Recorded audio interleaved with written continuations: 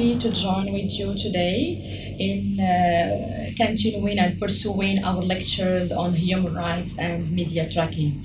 Well, so I think that we had very fruitful and very insightful and enlightening discussions yesterday about human rights and about media tracking and about all the conventions, the international treaties that have been signed in order to promote and defend and sensitize people to their rights. Today we are going to pursue our lectures. So the lecture of today is entitled Human Rights and International Instruments. We are going to see in details the articles of the United Nations Declaration of Human Rights. In addition to, we are going also to see and delve into the International Covenant of Civil and Political Rights and the International Covenant of Economic, Cultural Rights. Good. So I think that we have been talking about the pillars and some very militant people who have struggled in order to set the human rights. And among them, so I think we have seen before Mahatma Gandhi, we have seen before Nelson Mandela, and today I'm very glad, to introduce to you Martin Luther King. So I think you know him very well. So he's also among those pillars and those milestones who have struggled in order to set and to promote, to defend human rights. According to Martin Luther King, now is the time, and this is what I am saying also, now is the time to rise up, and now is the time to be aware of our rights. So now is the time to make real the promises of democracy. Now is the time to rise from the dark and desolate valley of segregation to the sunlit path of racial justice. Now is the time to lift our nation from the quicksands of racial injustice to the solid rock of brotherhood. Now is the time to make justice a reality for all of God's children. So you see, this is an excerpt, an extract from Martin Luther King's very famous speech, I Have a Dream. And of course, you know that speech was very influential, and of course, it had impacted the process of human rights. And in this excerpt, I have opted for this excerpt because I see that it is very significant and very similar, and it is fraught with symbolic dimensions. Now is the time to make real the promises of democracy, and this is the thing that we were discussing.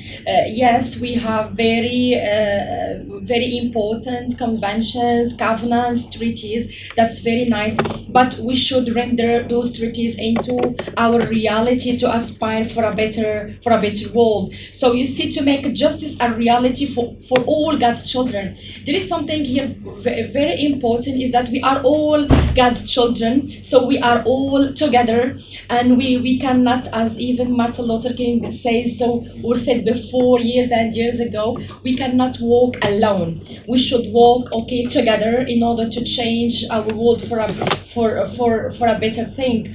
So, and in order to set up justice and to remove racial discrimination and racial injustice. So this is something very influential that we can, for example, get inspired by. These persons, and I do believe that these persons and these militants, these civilian human rights people, so we can follow their track and their path in order to get inspired by them, because they had really influenced the process of history, especially the process of defending and protecting human rights.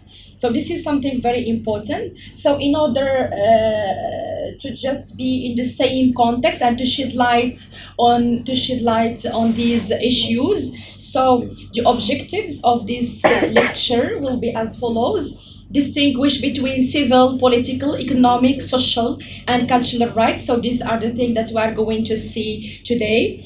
The second one is to explore the Universal Declaration of Human Rights, the UDHR, as the foundational international human rights document. So we are going to read and to get very familiar what is. We are going to answer the question what are the articles inside the declaration, the Universal Declaration of Human Rights. So we are going to explore it. We're going also to discuss the content of the international covenant on cultural or civil and political rights. Its scope, we're going to see its scope and its importance in protecting individual freedoms and participatory rights. We're going also to focus and explore the International Covenant on Economic, Social, and Cultural Rights.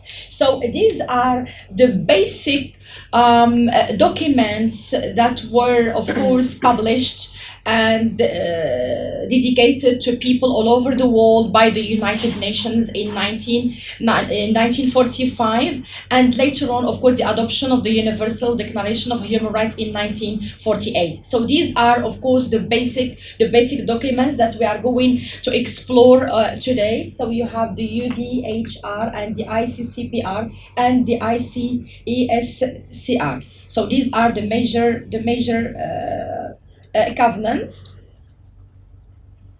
We are going also later on to evaluate, because this is something which I do believe very important, to assess, evaluate, to criticize, think, rethink critically the role of internal treaties in promoting human rights, because those are maybe international human rights documents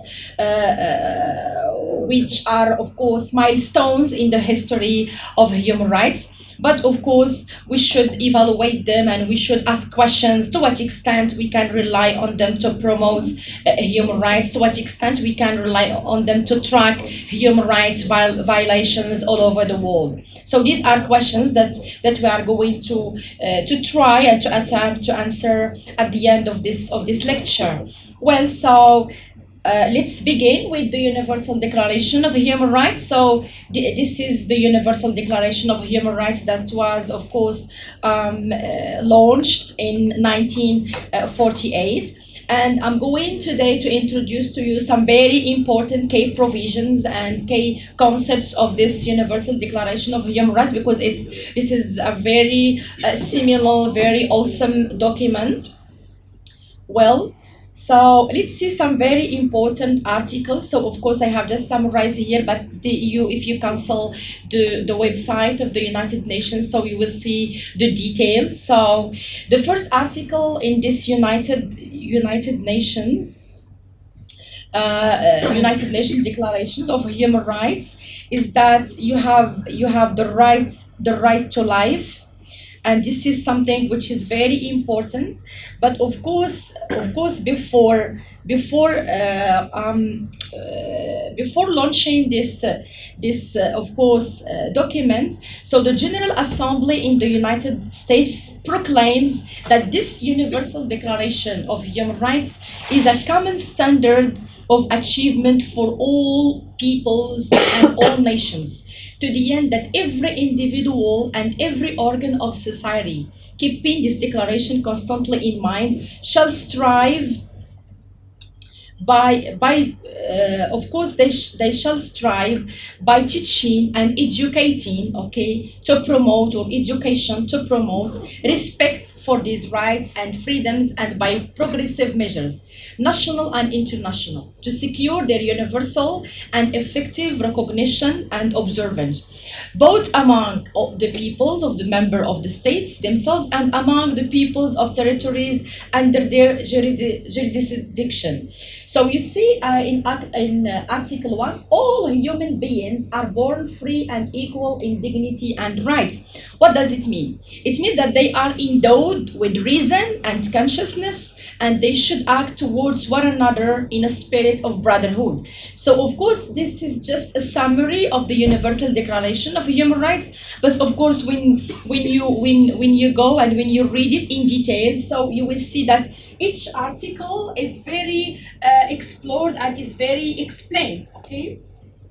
Like Article 2, for example, and the order is very important. The number of articles is very important because I have just opted for some articles. We cannot, of the constraint of time, we cannot deal with all articles in details. But anyway, I have focused on the most important, of course, rights. And you should pay attention to something, that all these rights that derive from something which is very important, which is the right to dignity. Okay, human beings, so they are innately, okay, enjoying the right to dignity. They are dignified persons, so therefore they are, of course, they must enjoy all these rights to affirm and to confirm their dignity. So this is the first thing that is even mentioned in the Universal Declaration of Human Rights.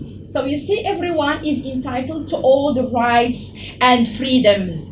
This is also set in the declaration, without any distinction of any kind, such as race, color, sex, language, for example, religion, political opinion, or any other religious opinion, belief, national, social origin, property. Either you are rich or poor, you should enjoy your right. Birth, for example, or any other social, economic, cultural status. So you enjoy your rights. Furthermore, also, no distinction shall be made on the basis of the political or international status of the country. It means that these, I have already explained, that these rights, they are indivisible and they are inalienable. What does it mean? It means that we cannot, for example, select or be selective when it comes to international affairs, for example, not that this country will, for example, benefit from those rights and that country will not. No. So regardless of your country, regardless of your nationality, regardless of your sex or color or any other social, cultural, political status, so you enjoy these rights. So whether you are independent or dependent, so you should enjoy your rights. So article number 3, everyone has the right to life, liberty, and the security of a person. And this is something very important. The security also, it includes the health security. Okay, so this is, maybe it's general here. And there is something which is very important, and this is just according, this is what I would like to share with you. This is according to my reading of this Universal Declaration of Human Rights, because sometimes we read it, but we should reflect on it. And this is the thing that students, for example, should learn, is to think things and rethink things critically. So maybe the first right, as I have maybe mentioned beforehand, maybe yesterday in my keynote speech, is that maybe the first right that you didn't attend, and even all the people didn't attend, beside the right to life, okay, which of course was which we got in the womb of our mother's belly. But after this right to life, there is a right which is very important. It's the right to have a proper name, and not any proper name, a very good name. And this right, we didn't attend it, unfortunately speaking, but we have, and it isn't even mentioned. You see, when you read, so sometimes even you read critically, even it isn't mentioned in the Universal Declaration of Human Rights. And this is something very important, that people should have even a very good and very relevant, very suitable, okay, proper names. Okay, so you should have a very good name, and this is also your rights. Okay, when you are born, so this is the first thing you get, is a proper name. And okay, just this is between brackets, some people when they grow up, so maybe sometimes they don't like their names and they change it. Okay, they have even the right to change it later on, or they have like a double they add like a double name. Okay, so I think you know these things. Even in Asia, okay, you have maybe 3 names and 2 names sometimes. Yes, okay. So this is just between brackets to illustrate the thing that we are doing. Okay, so number 4. So you have, no one shall be held No one shall be held in slavery or servitude. Slavery and the slave trade shall be prohibited in all their forms. So this is Article 4 from the Declaration. So this is something which is very important. So of course, this article prohibits 100% slavery or being slave either metaphorically or even directly, explicitly or implicitly. So slavery is totally prohibited. So no one shall be held in slavery at all. Why? Because we have before this article. So if you remember Article number 3, so do we have the right to? Yes, in Article 3, it's the right to life, liberty, liberty. Exactly. So we have the right to liberty. This is the third, maybe in the third article. So in Article 4, so of course slavery is prohibited because we enjoy the right to liberty. So we are free. So we enjoy the right to freedom. Good. So Article number 5, no one shall be subjected to torture or to cruel, inhuman or degrading treatment or punishment. And this is also something which is very important. Sometimes even capital punishment is not allowed nowadays in many countries, except in maybe in severe situations. But it's not most countries. They agreed upon this article, and they started, of course, to prohibit capital punishment. So you see, so people, they should enjoy their life in peace, prosperity, and resilience. Without any torture, without any inhuman or degrading treatment. Article number 6, everyone has the right to recognition everywhere. So you should be recognized everywhere, wherever you are, wherever you go, wherever you travel. You are recognized in the first instance as a human being, regardless of your nationality, regardless where you come from. So this is the first thing that you enjoy when you cross the borders of your own country. When you cross the borders of your own country, so the first right you enjoy, in addition to all the other rights, like the right to travel, so you are recognized wherever you are, and whatever your nationality is. So you are very recognized, first of all, as a human being, regardless of your nationality. Um, yes, so, and at the same time, you are recognized as a person before the law.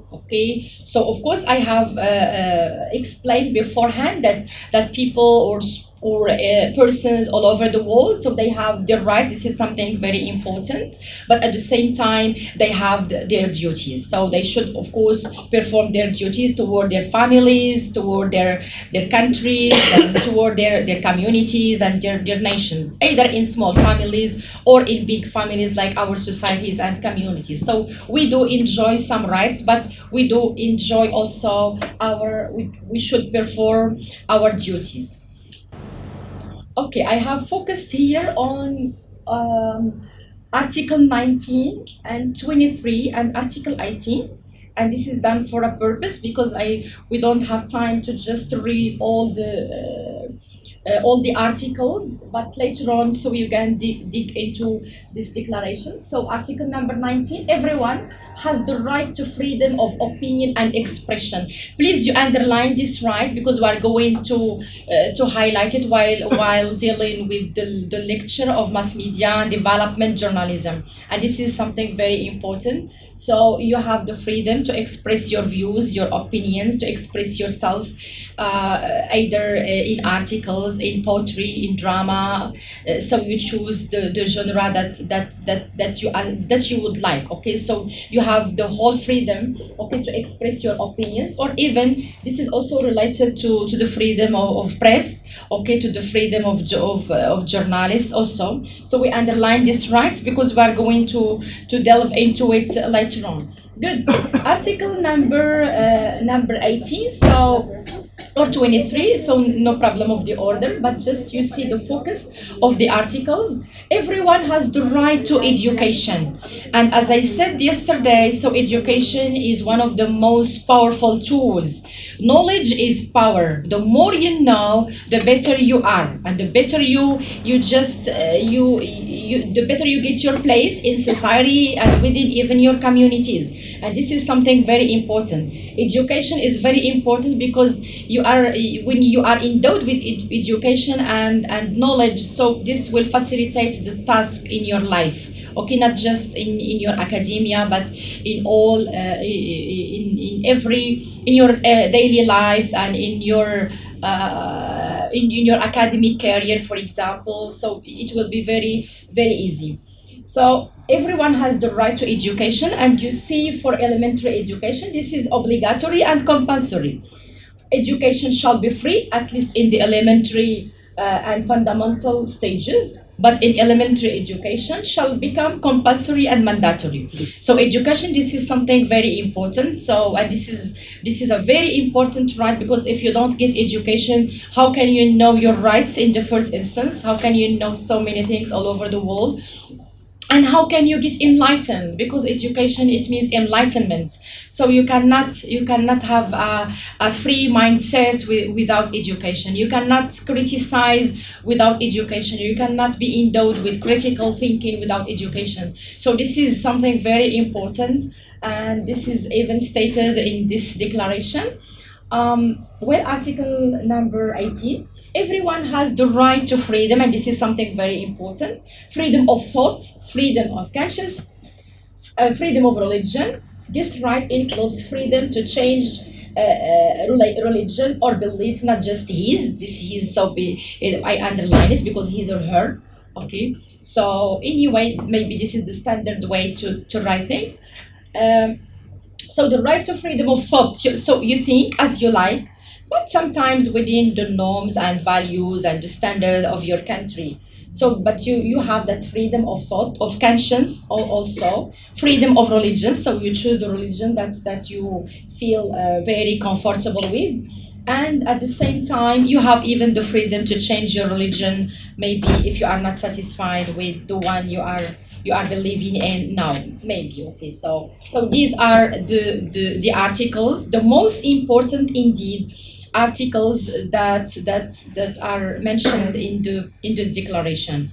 So we are going to move now to the International Covenant on Civil and Political Rights. So as I have said, this covenant, or the declaration, the Universal Declaration of Human Rights, of course, this declaration has generated many covenants and many international treaties. Why? Because as I have said before, this declaration hasn't the legal enforcement. So therefore, in order to assert it, and in order to make it very easy and very understandable for all countries all over the world, so the United Nations, of course, and the members of the United Nations, so they have agreed upon launching such international covenants in order to decide on, okay, and to decide on the civil and political rights, to clarify, for more clarifications, okay, to clarify the rights, especially talking about civil and political rights. Because as I have said before, when we read, for example, the declaration in general, it's too huge and too large, and it organizes human rights generally speaking, okay. But if you would like to know maybe the very particularities about your rights, the specificities of your rights, so of course there are many international covenants, many international treaties, many regional conventions that have this purpose of just clarifying the rights. Like, for example, the International Covenant, of course, it clarifies the civil and political rights. So we were talking about the International Covenant on Civil and Political Rights. So this International Covenant, it was adopted by the United Nations General Assembly in the 1966, and it was entered into force, legally speaking, in 1976. So you see, in 1966, it was just to launch the emergence, but in 1976, it entered into force. Legally binding treaty aimed at ensuring individual freedoms and participatory rights. So this international covenant, this is a very important, of course, covenant because it, as I have said, it clarifies, it makes it very tangible our civil and political rights. So we are going to see in some details, okay, what are the most important articles that we should know in this international covenant on civil and political rights. So the right to life. So this is in Article 6, protection against arbitrary deprivation of life. So you see, in comparison with the United Nations Declaration of Human Rights, a little bit when you dig into this international covenant, you see that yes, there is the right to life, but at the same time, there is an explanation besides. So there is more explanation in this covenant. What does it mean, right to life? At the same time, you have the right to life, but at the same time, you are protected against any arbitrary, for example, deprivation of life. So you see, it is more explained and more clarified. And when you read it, for example, it is very, you just know that all the rights are very tangible. Why they have done this? In order to just remove any misinterpretation of rights, okay, in order not to be sometimes when you read the rights, maybe you will misinterpret them, for example, or misrepresent them. So in order to avoid any misrepresentation or misinterpretations of those rights, so sometimes, especially in this international covenant, so you find the right plus, of course, explanation. You see here also freedom from torture. So we have talked about freedom of torture, but again there is another explanation in Article 7 in the International Covenant of Civil and Political Rights: prohibition of torture or cruel, inhuman, or degrading treatment. So you see, freedom from torture, but there is more explanation of this right. There is also the right to fair trial. And this is something also very important. It ensures fairness in legal proceedings and equality before the law. You see, we have already maybe talked about it, but it wasn't not that clear in the United Declarations of Human Rights. But in this international covenant, it is very clear that we have the right, okay, to enjoy fairness in legal proceedings and equality before the law, regardless of your color, your nationality, your sex, for example, your race, your ethnic group. So we are all one, okay, before the law. When it comes to the law, so we should be one, okay. We should enjoy equality before the law.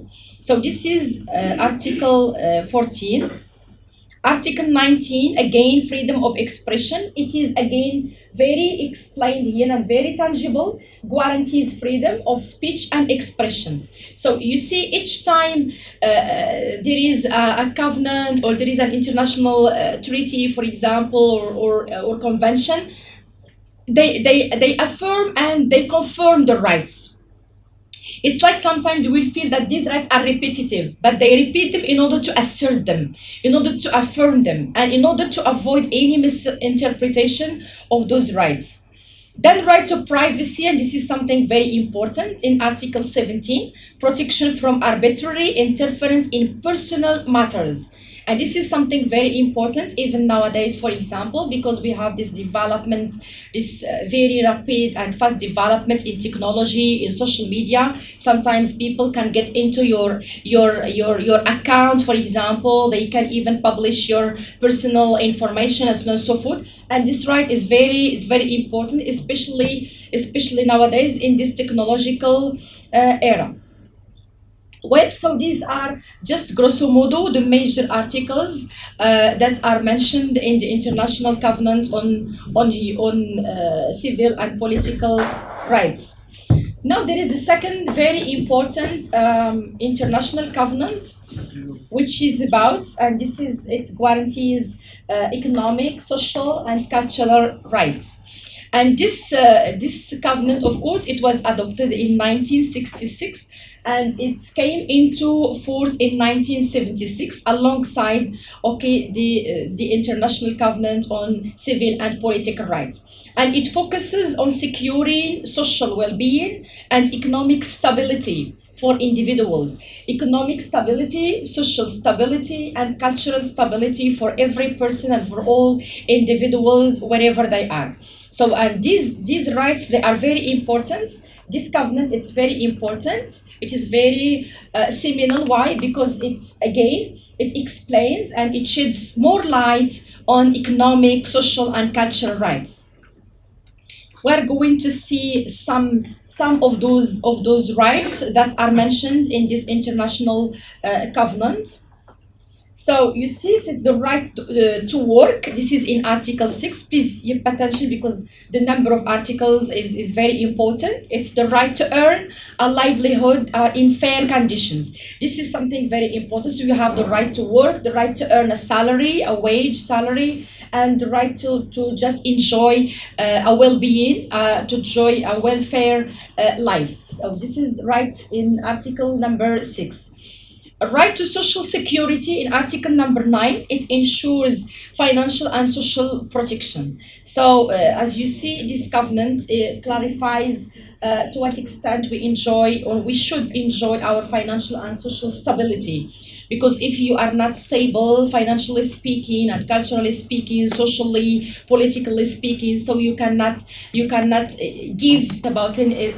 We talk about it in its inclusive, okay, way. The family, it means the father, the mother, and kids, okay, and children. Right to health, and in Article 12, right to the highest attainable standard of physical and mental health. And of course, when you enjoy the right to health security is something very important, especially today, with diseases and like the era that we all lived before coronavirus pandemic era. So we have noticed to what extent this health security is very important nowadays. So this right to health, of course, will endow people with the psychological, physical, and mental stability. We have talked about financial stability, cultural stability, social stability. This is all these things, they are very important in society. But believe me, you cannot enjoy and you cannot feel even your financial stability if you are not healthy. So health security, this is something crucial in life, and you cannot enjoy anything in life if you are not a healthy person and if you don't have this right to health security. So health security, this is something very important in this era. So right to education, again. So all the time we talk about the most powerful tool in our societies and in the whole world is education. So this rights, again, you see, even in the United Nations Declaration, we have this all the time, this right to education. Why? Because it is very important. Even in the International Covenant, civil and political rights, we have the right to education, because you cannot do anything without this right. It's crucial.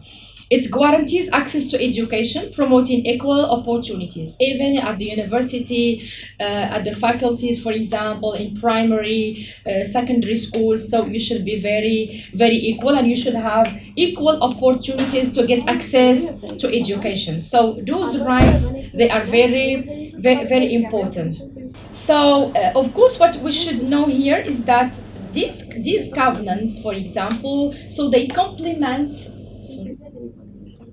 So you see here this international covenant on civil political rights. It is intertwined with the international covenant on economic, social, and cultural rights. We cannot separate them. We talked about indivisibility, interdependency. So those covenants, so they are interdependent and they are intertwined. We cannot separate one from the other, and they belong. All of them, they belong to the international, to the Universal Declaration of Human Rights. Why? Because both of them, they acknowledge that full human dignity, and of course this full human dignity, in order to achieve it, of course we should enjoy both civil, political, and economic social rights. So this is something very, very important. If, for example, the ICCPR deals with immediate obligations and focuses on protecting freedoms and participatory rights, so the other, for example, covenant like the International Covenant on Economic, Social, Cultural Rights, so it emphasizes progressive realization of the rights tied to economic, social, and cultural conditions. So those covenants, so they are very, very important and they are very interdependent. So this is something very, very important to know that this, for example, covenant complements the other. So they are complementary and they are interdependent and intertwined. Good. So I think that's just to conclude. So I think that we have been acquainted to the most important articles in the Universal Declaration of Human Rights and what has been generated from that declaration. Those two very important, very basic covenants. Okay, that again confirms. Okay, or that confirm to us and assert to us fundamental human rights. So, in order to just maybe, if you would like to get deeper into these issues, so these are the references from which I have taken or I have based my lectures. So you can go to these websites in order to dig into the issue of human rights and to just maybe get familiar with our fundamental human rights. So before ending, I would like you to watch a video about human rights, how they are natural rights, how they are rendered human rights, and then what's the challenges that people are facing today. Okay, so there are many challenges. Though, for example, we have those covenants, those international treaties, but we are facing many challenges, and we are just seeking to solve, okay, those challenges and find resolutions and solutions to them. Well, so I will invite you to watch this video. Under the supervision of Eleanor Roosevelt, they finally agreed on a set of rights that applied to absolutely everyone. The Universal Declaration of Human Rights. The French concept of natural rights had finally become human rights. So, in summary, at first, only a few lucky people had any rights, until one of those guys decided, hey, other people should have some rights too, which was great, except not everyone agreed. And it only took a few thousand years of fighting and declarations and more fighting until everyone finally agreed that human rights should apply to everyone. And they all lived happily ever after. Except for one little problem. If people have the right to food and shelter, why are 16,000 children dying of starvation every day? 1 every 5 seconds. If people have freedom of speech, why are thousands in prison for speaking their minds? If people have the right to education, why are over 1 billion adults unable to read? If slavery has truly been abolished, why are 27 million people still enslaved today? More than twice as many as in 1800. The fact is, when it was signed, the Universal Declaration of Human Rights did not have the force of law. It was optional. And despite many more documents, conventions, treaties, and laws, it's still little more than words on a page. So the question is, who will make those words a reality? I have a dream today. When Dr. King marched for racial equality, he was marching for rights that had been guaranteed by the United Nations for almost 2 decades. But still, he marched. When Nelson Mandela stood up for social justice in the 1990s, his country had already agreed to abolish such discrimination for almost 40 years. But still, he fought. Those who fight today against torture, poverty, and discrimination are not giants or superheroes. They're people. Kids, mothers, fathers, teachers. Free-thinking individuals who refuse to be silent. who realize that human rights are not a history lesson. They're not words on a page. They're not speeches or commercials or PR campaigns. They are the choices we make every day as human beings. They are the responsibility we all share to respect each other, to help each other, and to protect those in need. As Eleanor Roosevelt said, where, after all, do universal human rights begin? In small places close to home. So close and so small that they cannot be seen on any maps of the world. Yet they are the world of the individual person, the neighborhood he lives in, the school or college he attends, the factory, farm, or office where he works. Such are the places where every man, woman, and child seeks equal justice, equal opportunity, equal dignity without discrimination. Unless these rights have meaning there, they have little meaning anywhere.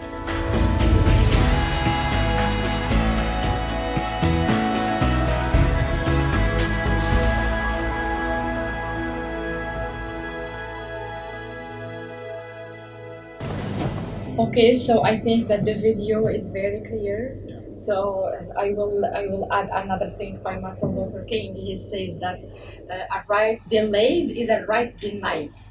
So you see what a right delayed is a right denied. Okay, so this is something very, very important. So you see in this video, for example, if you would like to comment on it. So yes, there are treaties, conventions, but sometimes we just feel them that they are just words on a single page, and they are not manifested in on our reality. And this is something that disappoints many people all over the world. But of course, we should follow the path of those militant people like Nelson Mandela, Martin Luther King, and many Mahatma Gandhi, and many other people, for example, who have influenced, of course, the process of human rights and the history of the development of human rights.